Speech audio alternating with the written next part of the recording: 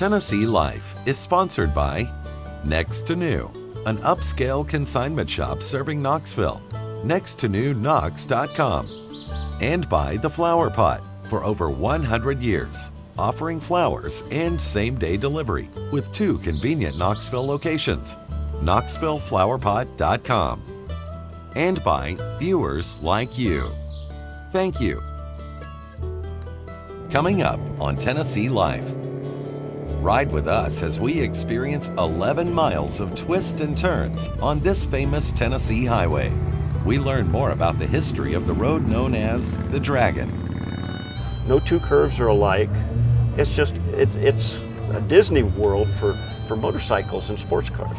Capturing your moment on the Dragon is this man's specialty. How he went from forklift operator to photographer, snapping shots of thousands of riders every weekend. Yeah, there's those moments that you just happen to be in the right place at the right time and you get that killer shot and it's just a rush, it's still there. And this woman loved the road so much, she moved to Tennessee just to be closer to the Dragon. Those stories next on Tennessee Life.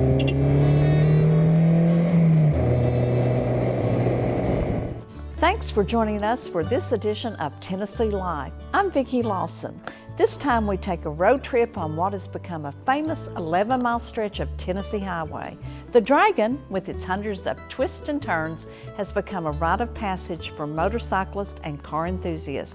It also has quite a history, and Ron Johnson has spent lots of time documenting it. I sat with him at his own special spot on the Dragon to learn more.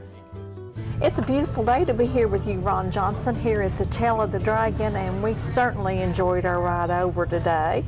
Well, it's great to have you here today. How did you first learn about the Dragon? Well, in 1975, my parents started building a vacation house up here in Robbinsville. And in order to get supplies and stuff, we'd have to drive over the Dragon to Maryville to get the paint and the wood and stuff, because they didn't have it here in the small town. Tell me what your first ride was like. It was kind of exciting. I didn't realize what I was getting into. On the way back, it was a lot more fun.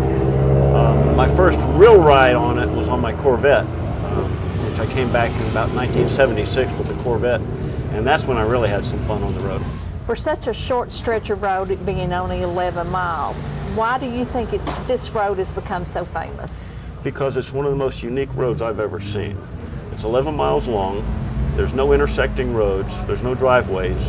The curves are banked like a racetrack in some spots. No two curves are alike. It's a Disney world for motorcycles and sports cars. This road has been a big part of history. Tell us some of the things that we might not know. How far back you want to go? How far back you want to take it? Well, originally it was just a animal track through the mountains. When animals make a track through the mountains, they always take the path of least resistance. They don't go up and over, they go around. So I think actually the buffalo and deer and the animals created the Dragon originally. And of course then the Indians followed the same track because it was the easiest trail. And then the settlers came and they followed the same trails. And eventually it was gravelled, and then in 1932 it was paved. And of course it was out in the middle of nowhere, and I bet you it was really exciting back then. How did it get the name, the Dragon? It was called the Dragon. Actually, the original name was Deal's Gap, which is the pass in the mountains that the road makes. Love that sound. And a few of the people called it the Dragon back in the mid-90s. And when we started our business in 2000, we wanted to name it something different. And to me, the roads always seemed like the tail of a dragon whipping. So we called it the Tail of the Dragon. I understand that you drew the map, and actually you named some of the curves. Tell me about that. Yeah, I'm an old map drawer. I'm a retired firefighter from West Palm Beach, Florida. And I used to draw maps for the city. And when I first moved up here, I drew a map of the Dragon and named the corners and drive through it with the camera and go back home and look at the curves, and I'd name them for things that are on the existing maps. Tell me about some of the names of the curves. Well, some of the names of the curves, one of my favorite is called the Hump, or Gravity Cavity. I've actually seen semi-trucks get stuck in it where they can't have any traction on the rear wheels. It's such a a dip in the road. It's like driving into a bowl and coming back out. Another one that I like is the cattail straight. It's not really a straight, but it's not really a curve. It's like a cattail. There's also places like the dips, which has like 4 dips in the road as you come through. Tell me a little bit more about the Tennessee side of the road and some of the protections that have kept it not being so commercialized. Well, it's really protected because one side of the entire Dragon is the Great Smoky Mountain National Park, and the other side is National Forest Service. So the entire 11 miles, there's no public property or private property for people to build on or everything. And that's one of the things that made the road even better, is because there's no interruptions. So once you cross the border into North Carolina, then there is some private property, and that's where we're located. People come from all over the world to ride this road. My wife at one point says, well, why don't we put the map on the back of a t-shirt and sell it? And I didn't think it would work, but she was right. We started selling t-shirts, and it's turned into quite a business. Since you have been in business here, have you seen the popularity of this area grow? Oh, it's grown unbelievable each year. When we first started, the weekends, we might see a couple hundred motorcycles or something. And now, on a big weekend, we might see 5,000-10,000 people here. What year did you open your business here? We started the business in 2000, on the side of the road, just selling t-shirts out of an Easy Up tent. And that was 15 years ago, and it's changed quite a bit. Originally, people called us the T-shirt Shack because we had a little tin building out here that we sold the t-shirts out of. And it was a big step up for us from the tent, but it was still a shack. So even with the new building, we still call it the T-shirt Shack. Behind us is a very unique sculpture, the dragon, and you have some other unique sculptures around, as well as your store itself. Tell me a little bit about how that came about. From the very beginning of our business, I always had a dream about making a tail that's coming up and crushing a motorcycle. And then I always wanted a big dragon too. So my wife always thought I was crazy. Why do we want a big metal dragon? And finally she consented to have it made. It's made up of motorcycle and car parts, and it's really unique. Your creation has become quite the tourist attraction and the place to stop. I bet a lot of folks have their picture made in front of that dragon. Yeah, it's become very popular. As a matter of fact, in all our advertisements, we say, come to the big metal dragon. Early on, it was probably better known as for motorcyclists to tackle this, but have you seen that change to more cars? Yeah, when we first started in 2000, I would say probably about 70% of the people here were on motorcycles, and now it's just about reversed. Although there are still big motorcycle weekends, usually the cars are trying to take over, it looks like. Being here, you have seen, I'm sure, unique motorcycle clubs or unique car clubs. What are some of the top ones that stand out in your mind that you have seen pass these roads? Every year we have the Babe Rally, which is BABE, the Big Apple to the Big Easy. It's a rally that begins in New York City, where the rule is you have to buy a car for under $200 and then drive it to New Orleans. Big Apple to the Big Easy. And they decorate the cars, and it's really unique. One of the cars came through one year as a baked potato. It was covered in tinfoil. And they actually got 3 tickets on the way down for littering as the tinfoil was blowing off. On our way here, we saw some pretty expensive cars going down the road. Are there lots of clubs that make this a destination? Oh yeah. One of our biggest weekends is the Mini Coopers. There's over 600 or 700 Mini Coopers here that weekend. Miatas, Ferraris. We see Lamborghinis, Maseratis. We've even put in chargers here for the electric cars to recharge when they come here. Do you ever see people sometimes get overconfident in riding the motorcycles or the cars, and what advice would you give them? Well, there's several things that I would advise people. This isn't like riding down to Hooters on a Wednesday night. This road takes a little experience if you're on a motorcycle. The important things are not to cross the double line, stay in your lane. We actually Killboy will post pictures on his website of cars crossing the lanes and advise people this is not the way you drive the Dragon. If you want to drive, straighten it out, go to Florida. But stay away from the double yellow lines. You need to ride and drive you're comfortable, where you're comfortable at, not speed. We see people that are chasing their friends and they get a little too fast because they're not as fast as their friends. Most of the wrecks here are minor. They'll end up in the ditch. The speed limit's 30 miles an hour. So they pick up their bikes and go, or call a wrecker, and car will pull the car out of the ditch. But it's more dangerous to drive and ride on the interstate around Knoxville than it is on this Dragon.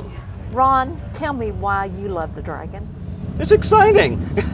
Where else can you have a job where you're meeting people from all over the world, where you're seeing all these exotic cars and motorcycles, and there's never a dull moment.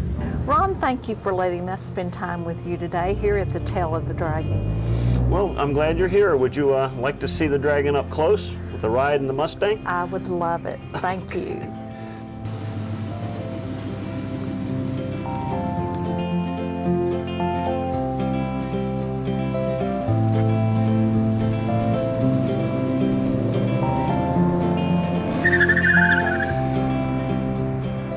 Next on Tennessee Life, how this man went from taking pictures of his friends for fun to building the first photography business on the Dragon. And later, why long weekends and vacations on the Dragon weren't enough for this motorcycle enthusiast. She relocated her business and her rides just to be closer to it. Along those curves of the Dragon, you'll find photographers ready to capture your ride on camera. It's kind of a fluke how this photography business came together for Daryl Cannon, also known as Killboy. I didn't really mess around with photography at all before I started, doing this out here. I didn't have a film camera. I did not take any courses in photography. Lots of practice. This is such a target-rich environment. There's always things going by. So all you have to do is, if you've got a place that's this rich with subject matter, you come out. I wasn't professionally trained, I was professionally practiced. I mean, just hours and hours and days and weeks sitting out here. Hey, I'm Daryl Cannon, otherwise known as Killboy. I run Killboy.com. I started the photography business out here on the Tail of the Dragon back in 2003. I first learned about the place, we were planning a trip when I lived in eastern North Carolina. We were planning a trip up to the Blue Ridge Parkway, me and 4 other friends that rode. And I had heard about this road, and they didn't really know anything about it. And I did some research, and I convinced them to come here while we were close. And they kind of reluctantly agreed, and we made a day trip up here because it's like, an hour drive from where we were staying. It ended up being the best part of the trip, hands down. Blue Ridge is a really pretty road and everything, but this part for sport bike riders was amazing, So started checking this place out more and more, and then had a chance to move back home to Middle Tennessee, where I was only a couple of hours away, and I would come up here on the weekends and ride my sport bike, and got me a little digital camera and started, playing around with that. There was a lot of interest in the road, but there wasn't any real like blogs back then and people reporting what was going on. There was some news, some email groups and things like that were just starting out. So I felt like I had an opportunity to show people what was going on out here. So I started kind of documenting what was happening. I did a lot more typing than taking pictures back then. I was talking about things that I had seen and typing it all out. And it sort of grew from there into something that became more and more popular. So for a couple of years, I just took photos, non-commercially, just for fun. I guess commercializing it, I really didn't go into it planning on that, but as I started taking pictures and putting them online, I got more people stopping and asking me, make sure you get a shot of me, I want to go download it on the website. So the idea was there, I guess, from that point that maybe there's a demand for something that's not being met, and where there's a demand, there's a potential for income. I wanted to make a living at it. I was driving a forklift at the time. My previous job was material handler. So I was working in factories and doing that, but this is obviously a better office, a better workspace. We pretty much shoot everybody, even if it's minivans, church buses, they all buy. I mean, these are all people that want to buy. And since it's digital and internet-based, it's not a large expense to just go ahead and shoot everybody that goes through. But we take all the pictures home. We shoot about 50,000 plus a week with all of our photographers, and then we sort them all into categories one by one, make sure each one's good, and then we put it into a category: sports cars, cruisers, touring bikes, and upload them to the website, and then the person can go there and click on the day they were here, and then the category that they would be in, and then there's some time sliders that they can narrow down a time to, so they can see what we shot. They can look at the proof size photos. There's those moments that you just happen to be in the right place at the right time, and you get that killer shot, and it's just a rush, you know, it's still there. Some of the crazy things we see, there's obviously some exotic stuff. There's the exotic cars, and today we had that rally with all those exotic cars with the vinyl decals all over them. So we see a pretty nice variety of customized stuff, homemade stuff. I've seen a motorcycle that had 5 wheels. Now we get a few, you know, people who wreck in front of our cameras. I mean, obviously there's going to be those who sort of showboat when there's a camera around, but we also have a reputation of sort of chastising people who cause problems. And so sometimes people sort of straighten up when they see us, and you can see them maybe cutting a corner, and then they see us and they straighten up. So it goes both ways. But yeah, we definitely have people who wreck from time to time. Luckily the road is so tight that you're not carrying a lot of speed, and most of the wrecks aren't serious. And we don't make any money off of wreck photos. That's one of our policies, is if you wreck, you get your pictures for free. Not to encourage crashing, but to prove to anybody that has any kind of negative comment that they're just out there trying to catch people crashing. We don't make any money off of crash photos. Well, we try to avoid curves basically that are really sketchy. We don't shoot in gravity cavity, for instance, because already 50% of the people that go into that thing blow it. And so if you throw a camera in there or a crowd or anything like that, it just makes it worse. So we try to stick to places that are fairly safe, and then we try to set up in a position on that turn that tends to be a safer place to be, because people tend to have problems at the entry and the exit of the turn. So we're more in the middle, and usually if a person is going to have a problem, it's there, you know, it's not so much coming in, or going the other way, it's at the exit. So far, knock on wood, we haven't had anybody hit our setups over the course of over a decade. Even after all this time, I still enjoy coming out and seeing what's coming through. It has changed. I mean, it's a little less racy, I guess. There's fewer sport bikes out than there used to be. There's more cruisers and touring bikes, but the car scene is really blowing up too. It's kind of surreal seeing how it's been documented over the years through our photos, and I sometimes wonder what will happen with all those photos when I'm gone. You know, it's like there's a legacy there, and I don't know what's going to happen with it, but I feel like I've done something with my life and contributed in a way to humanity almost, in documenting that many people that have come through this area, and I hope that those photos, you know, live on beyond me. I've gotten to the point now where I'm able to sort of step away from the role of shooting on the side of the road so much and try different things. I've been playing around with camera rentals and sales and flying the drone some, doing group photography. You know, they all get together at the scenic places, and I'll come out and do group photography for these groups. So it just gives me a little more freedom, and I'm pretty happy with where I'm at. I really love this place. Even after all these years, I don't dread coming to work. I love the drive out here. I love meeting all the people who are having a good time. I mean, I can sit at the ends and listen to the stories of people who are making their first run, and it brings me such joy to hear people have a good time, and I want to share that experience with other people and have them come out here. Of course, you know, there's always a concern with regular visitors that it's going to be too crowded, but as you can see, there's a lot of empty road out here, even on a beautiful Friday like today. So it's still just a great place, and I have such a good time out here, you know, meeting all the new people and still getting to play on this little playground of ours.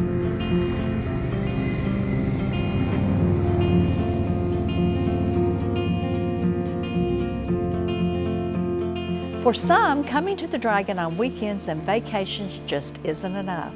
We found riders who feel such a draw to the Dragon, they've relocated to Tennessee for their love of this road. A lot of people don't really understand why you would just want to drive this crazy road all the time. But it's a little bit like boating. When you get on a boat and you're out on the water and you feel the wind in your face and you put your hand on the water as the boat's going along, you just get this sense that there's nothing else. You've left all your troubles back on shore. And for me, it's the same way on the motorcycle. When I'm on the Dragon and I'm going through the curves and I'm leaning and swaying and I forget everything. All my troubles are behind me. And up there where there's no cell phone signal, No one can reach me. It's just me and the bike. My name is Paige Houston, and I live in Maryville, Tennessee. I'm a motorcyclist. I'm also into hot rods, and I run a motorcycle parts business called pjsparts.com. My first ride on the Dragon was after I had ridden 600 miles to get there. It had been a really long day, and got there late. It was raining, it was dark, and I wasn't even sure when I hit the Dragon. So I'm riding along, and all of a sudden I realized, okay, that was really curvy, you know, for the last half a mile. I said, this must be the Dragon. And somehow I made it through, and then went down 28 in the fog, and it was a little terrifying. Fortunately, the next day was pretty and sunny, and so I got to come back and you know, ride it several times in the dry weather. So yeah, I'll never forget that trip. That was really amazing. I started riding in 1998 and took the Motorcycle Safety Foundation rider course, and just basically took to motorcycling like a fish to water. It was fun, it was easy, it was exciting right from the get-go. And one of the instructors at the lunch break said, "How long have you been riding?" And I said, "Since about 8 o'clock this morning." So, like I said, it just came to me really naturally, and it's something I truly enjoy. I'm from Illinois, but the first time I visited Tennessee on the motorcycle was in 2003. And I came for a motorcycle rally at the Dragon, and was just here for a couple of days and went back home, and came again in 2004 for the same rally. And then in 2005 I actually moved and worked at Fontana Village for the summer. And after that I just was spending as much time as I could on the Dragon, and moved to Kentucky for a while and came down here 10-12 times a year.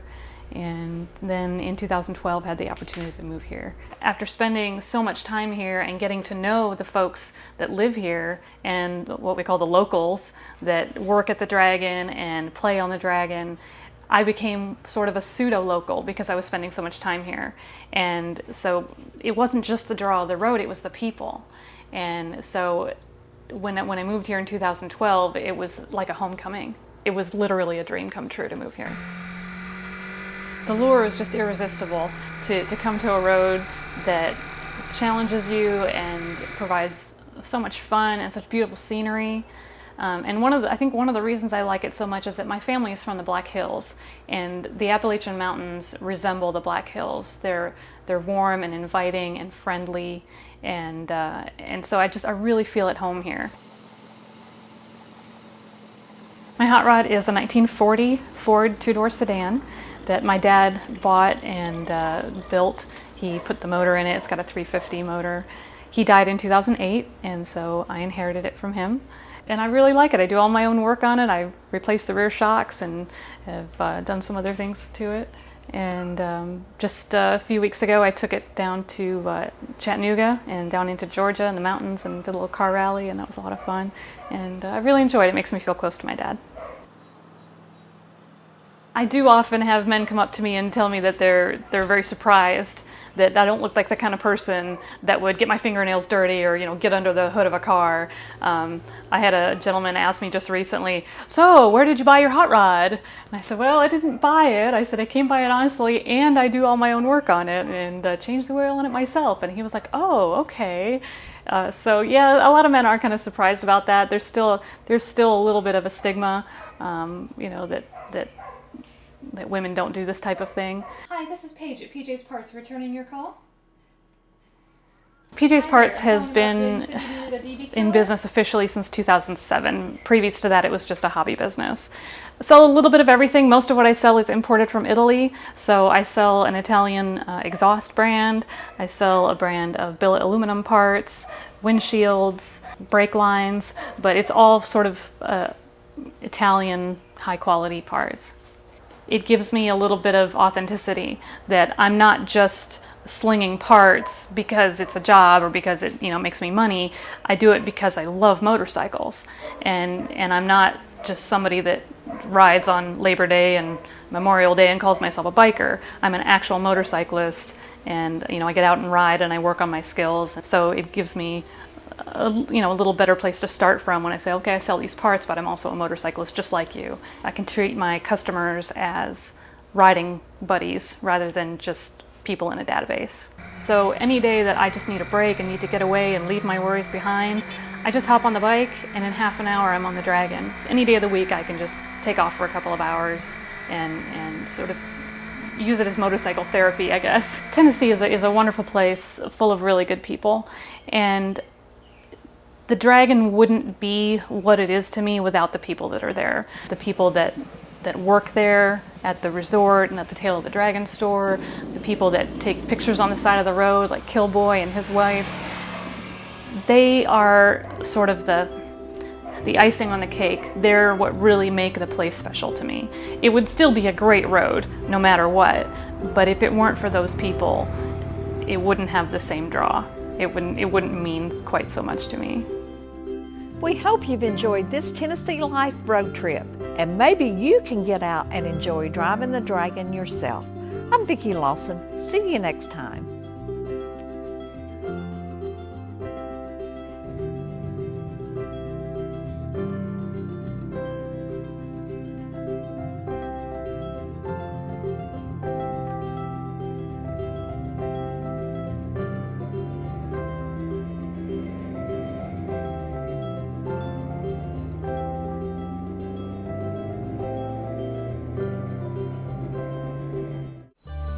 Tennessee Life is sponsored by Next to New, an upscale consignment shop serving Knoxville, nexttonewknox.com, and by The Flower Pot, for over 100 years, offering flowers and same-day delivery with 2 convenient Knoxville locations, knoxvilleflowerpot.com, and by viewers like you.